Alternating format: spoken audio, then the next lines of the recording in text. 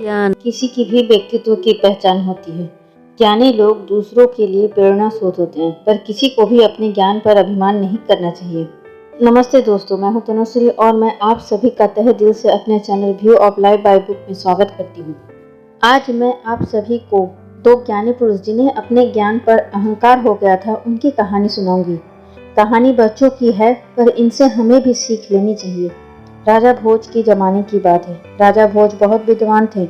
उनकी राज्य सभा में कालिदास और माघ जैसे रत्न थे।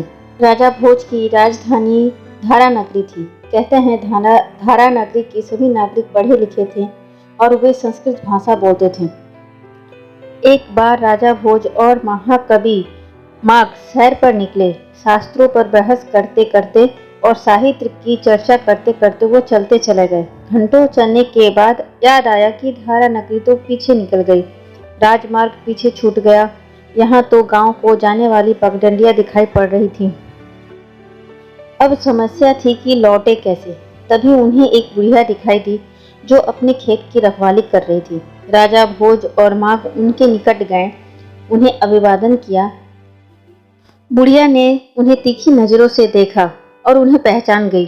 फिर भी उनसे उनका परिचय पूछा। माघ ने कहा, माँ हम राही हैं, रास्ता भटक गए हैं। बुढ़िया बोली, तुम कैसे राही हो?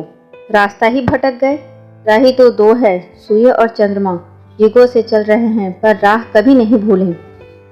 माघ ने पूछा, माँ ये रास्ता कहाँ जाता है? बुढ़िया ने कहा, बेटा रास्ता तो कहीं नहीं जाता, ये सदा स्थिर रहता है। लोग ही इन पर आते जाते हैं। तुमने अभी तक नहीं बताया कि तुम कौन हो। अब राजा भोज ने उत्तर दिया, हमें अतिथि समझ लो। बुढ़िया बोली, अतिथि तो दो है, धन और यौवन। अचानक आते हैं और फिर चले जाते हैं। तुम कौन हो? राजा भोज ने सोचा, बता ही देना चाहिए। बोले, हम राजा हैं। बुढ़िया हंसी और फिर बोली, राजा तो दो हैं, देवताओं के राजा इंद्र और महाकाल। तुम तो इनमें से कोई नहीं लगते। राजा भोज और माघ बुढ़िया की वाचालता से चकित हो गए। उन्हें अपनी बुद्धि पर घमंड था, तो वो सीधे हार मानने वाले से नहीं थे। बोले, हमें समर्थ समझ लो।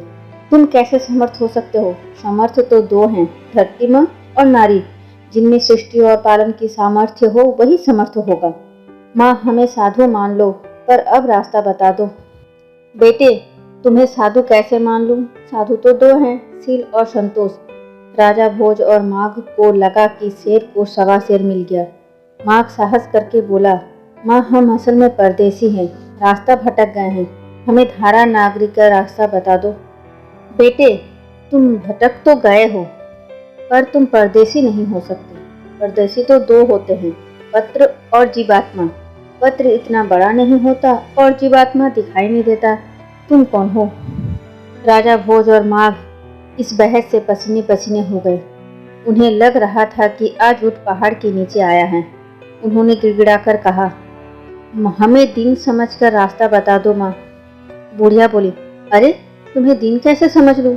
बुढ़िया ने भी दिखावटी गुस्से से कहा, दिन तो दो होते हैं, या तो बकरी का बच्चा या लकड़ी, क्योंकि इनकी कोई नहीं सुनता। दोनों ने हार कर कहा, हम पराजित हैं माँ, हमें। बुढ़िया ने बात काट कर कहा, राम राम, तुम पराजित नहीं हो सकते। पराजित तो कर्जदार होते हैं या कन्या का पिता। बहुत हो गया, अब सच सच बताओ। कविराज माघ और महाराज भोज ने हाथ जोड़ लिए। बोले, हमें कुछ नहीं जानते कि हम कौन हैं। हमको कुछ नहीं मालूम, आपको सब मालूम है। अब आप हमें ज़्यादा लज्जित न करें।